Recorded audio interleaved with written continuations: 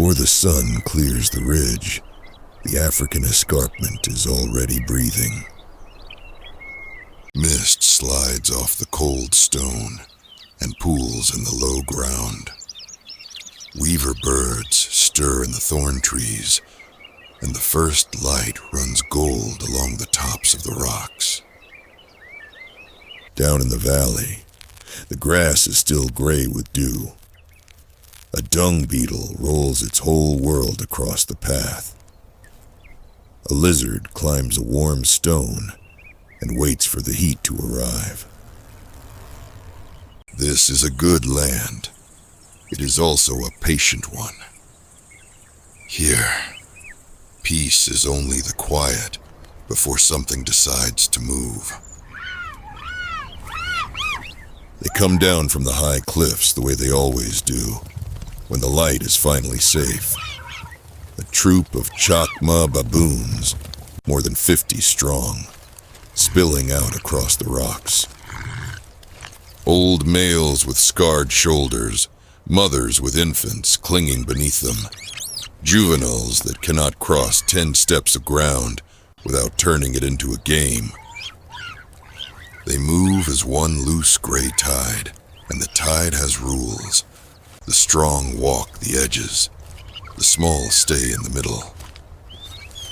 And on the highest boulder, one male climbs up alone and turns his face into the wind. The lookout. While he watches, the rest of them are allowed to forget their fear for a while. But the wind this morning is carrying more than the smell of warm grass. In a tree at the edge of the clearing, something that was not there a moment ago has, in truth, been there all along. A leopard. She lies along the branch like a second skin of bark, and her rosettes drink the shadow until she is simply gone. Only her eyes move. She is the finest ambush this country has ever built.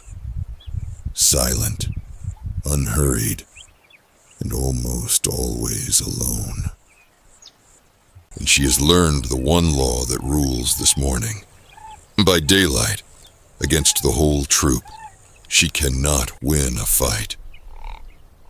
In the dark, she would take one and be gone before the others stirred. But the sun is up now, and every eye down there is open. So she does not hunt the troop. She waits for the troop to forget itself.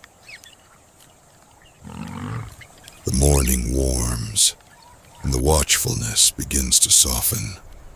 Grooming spreads through the group. The lookout scratches, glances away, scratches again. And out at the ragged edge of the troop, one young baboon stops paying attention. There are grubs beneath the flat stones, and to a curious young mind, grubs are worth more than caution. It turns one stone, then another. It follows a beetle a few steps too far. And behind it, without a sound, the troop drifts on. The gap opens. A long stretch of bare rock, where a wall of bodies used to be. High in the tree, the leopard's eyes narrow to slits. She has already chosen. She flows down the trunk head first, without a whisper, and melts into the grass. Her shoulders drop. Her spine goes flat. The whole world seems to hold its breath. Then the grass tears open. She's a streak of gold across the stone, and the distance is gone before the young one even lifts its head. One bound, two, and she is on it. The hunt is over in a single heartbeat. For one long moment, the whole hillside belongs to the cat. seen everything. His bark cracks across the valley, once and then again, sharp and climbing. It is not a sound of fear. It is an order. And the troop obeys it. 50 faces snap toward the same point on the rock. The grooming stops. The play stops. The gray tide freezes where it stands.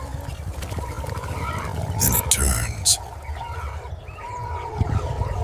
The big males come first. They drop to all fours and pour back down the slope, barking. Their canines bared to the gum, and those canines are as long as the leopard's own. Behind them, the whole troop gathers into one advancing mass, 50 voices rising into a single wall of sound. They do not scatter. In the daylight, with the numbers on their side, they do the thing that almost no prey animal will ever do. They charge. The leopard lifts her head from the kill, and for the first time this morning, the hunter feels hunted. The first male hits her like a stone thrown downhill. She spins, he tumbles away, and 3 more are already on her. They come in waves, from the front, from the flanks, from behind. Dust lifts off the rock and turns the sun into a dull copper coin. She lashes out, catches one, and the rest simply do not care. For every baboon she throws off, 2 more push into the space. There is no edge left to run to. The wall has closed on every side. The ghost of the trees, the perfect hunter, is pinned to the bare stone beneath the fury of the troop. And so she does the last thing she has left to do. She stops fighting. She goes limp, sinks onto her side, and lies as still as death on the rock. The blows begin to slow. The barking drops to a low mutter. The big males circle the motionless cat, leaning in, prodding, unsure what to do with a body that has stopped being a threat. For a long moment, there is only breathing and dust turning slowly in the light. The troop begins to believe that it has won. Then, in a single spring, the leopard is alive again.